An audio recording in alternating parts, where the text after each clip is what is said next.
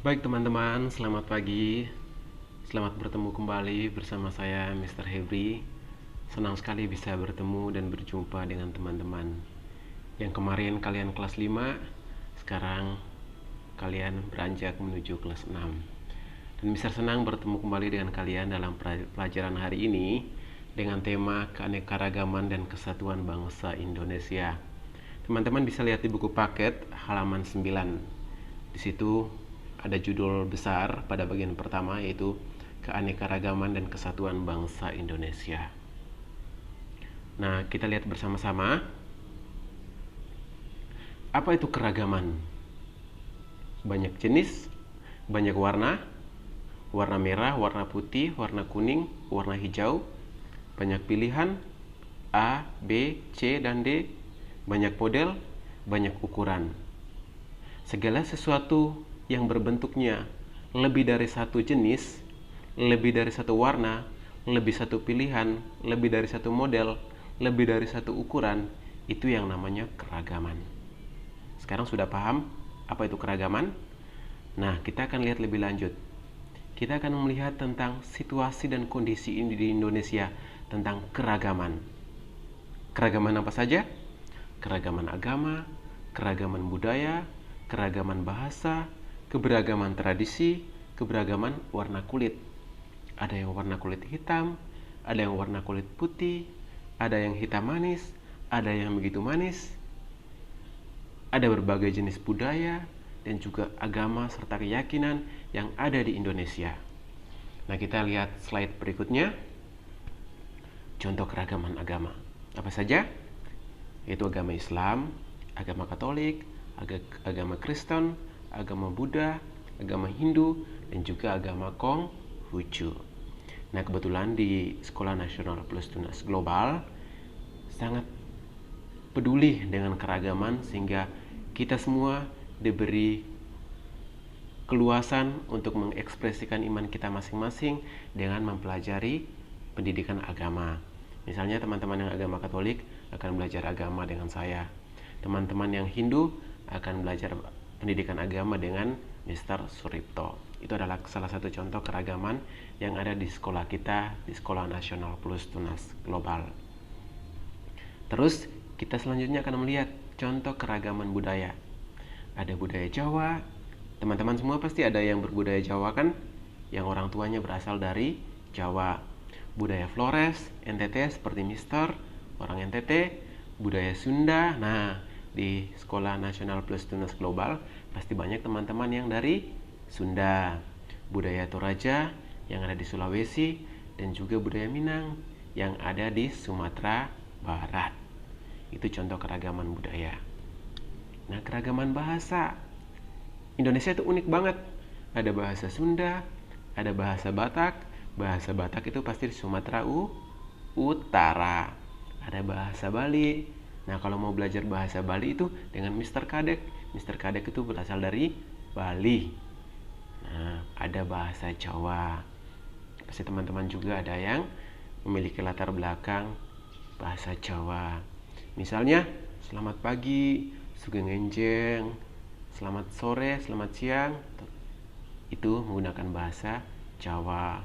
Terima kasih, matur nuwun. Nah, kita bisa mempelajari bahasa dan tradisi orang-orang yang ada di sekitar kita yang tentu berbeda dengan kita. Mengapa negara kita itu sangat beragam? Teman-teman, negara Indonesia itu adalah negara kepulauan, memiliki banyak tradisi, dan yang paling penting, kita itu adalah bangsa yang paling istimewa. Kemana-mana kita akan menemukan tradisi yang berbeda, bahasa yang berbeda, budaya yang berbeda, makanan yang berbeda, warna kulit yang berbeda. Nah, kita sangat bersyukur karena kita adalah bangsa yang paling istimewa.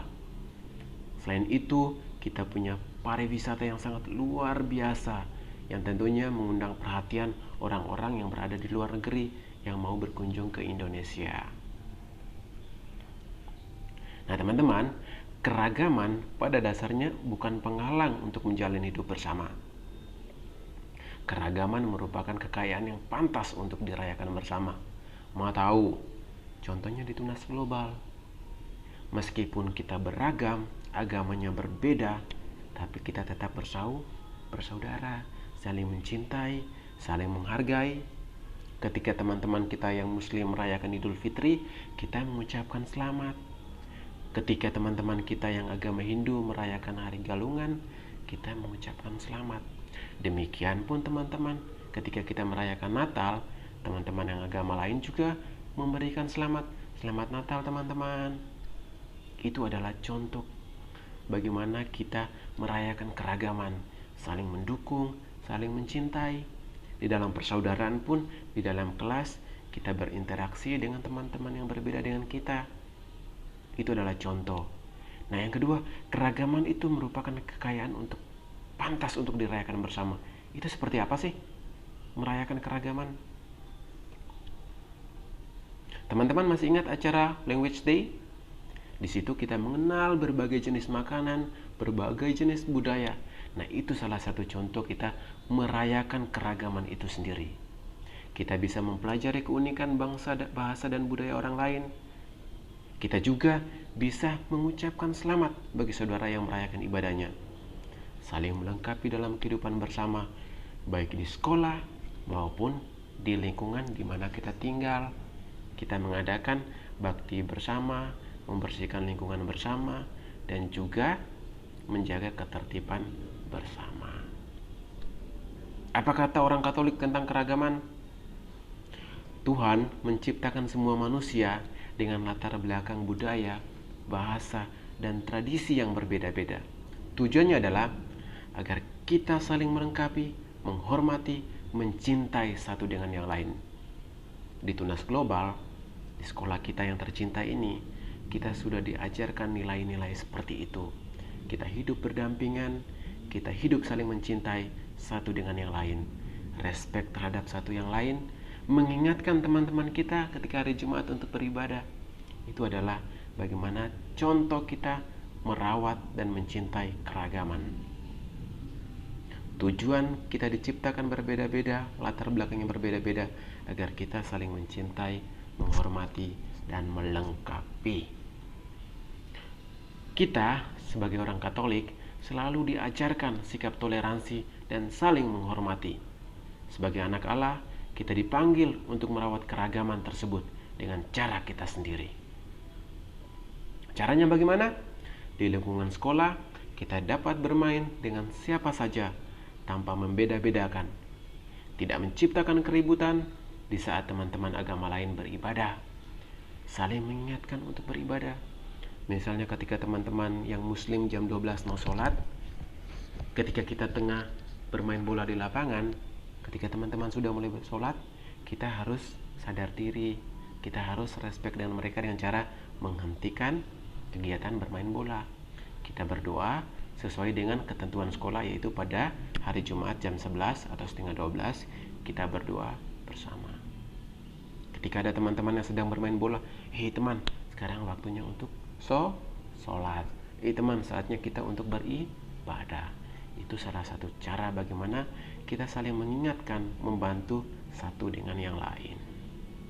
Jadi, teman-teman, apabila kita bisa menunjukkan sikap itu dalam kehidupan bersama, kita sudah merayakan keragaman itu sendiri dan layak disebut sebagai anak Allah. Oke teman-teman, mari kita merawat keragaman, kebinekaan dalam lingkungan sekolah, gereja, dan juga masyarakat. Sampai jumpa.